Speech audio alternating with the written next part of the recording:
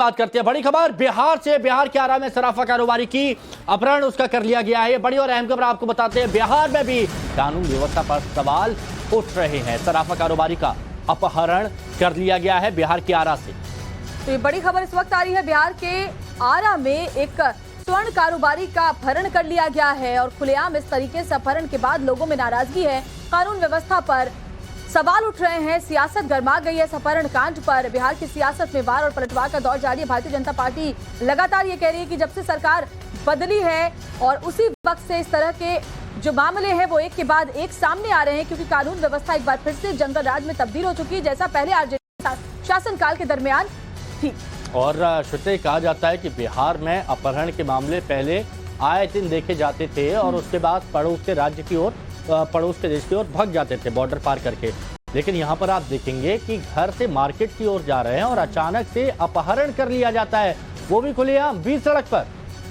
तो केंद्रीय मंत्री आरके सिंह का नीतीश सरकार पर वार, सीधे सीधे पूछा है कि कानून व्यवस्था पर क्या कर रहे हैं। आरा अपहरण कांड पर सियासत गर्मा गई है और लगातार सवाल अब कानून व्यवस्था पर उठ रहे हैं, क्योंकि पुलिस का कोई इकबाल रह नहीं गया है।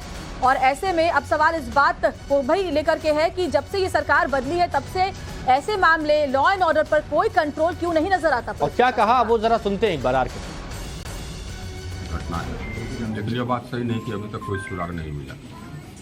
2 लड़के पकड़ाए हैं।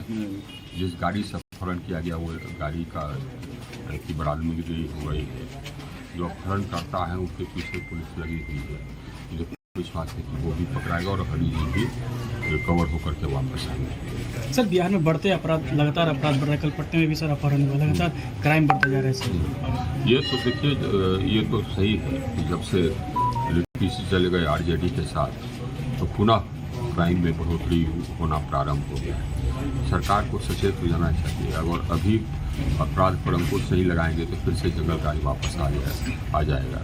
अभी उसका आगाज नजर आ गया है। सर, लगातार व्यवसायियों को सर निशाना बनाया जा रहा है सर। ये बात है। अपराध जब बढ़ता है तो यही करते हैं ना, व्यवसायियों को निशाना बनाते हैं, क्योंकि वो सोचते हैं कि राशि मिलेगी। साकेत हमारे सहयोगी हमारे साथ बने हुए। साकेत, बीजेपी को तो मुद्दा मिल गया कि पुराना वाला बिहार लौट के आ चुका है, जहां खुलेआम अपराध होता है और पुलिस सरकार कुछ नहीं कर पाती।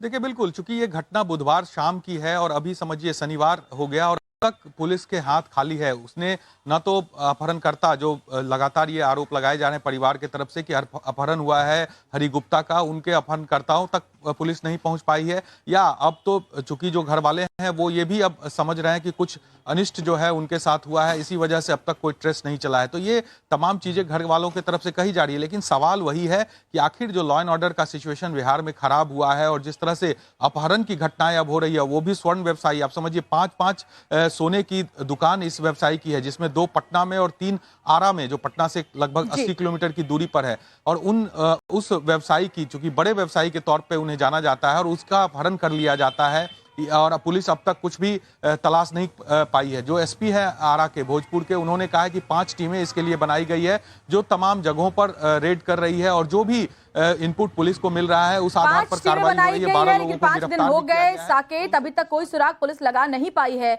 बहुत बहुत शुक्रिया आपका तमाम जानकारी के लिए। लेकिन जाहिर तौर पर बिहार की कानून व्यवस्था पर सवाल अब उठने लगे हैं कि लॉ एंड ऑर्डर आखिर इस तरह से धराशायी क्यों नजर आ रहा है।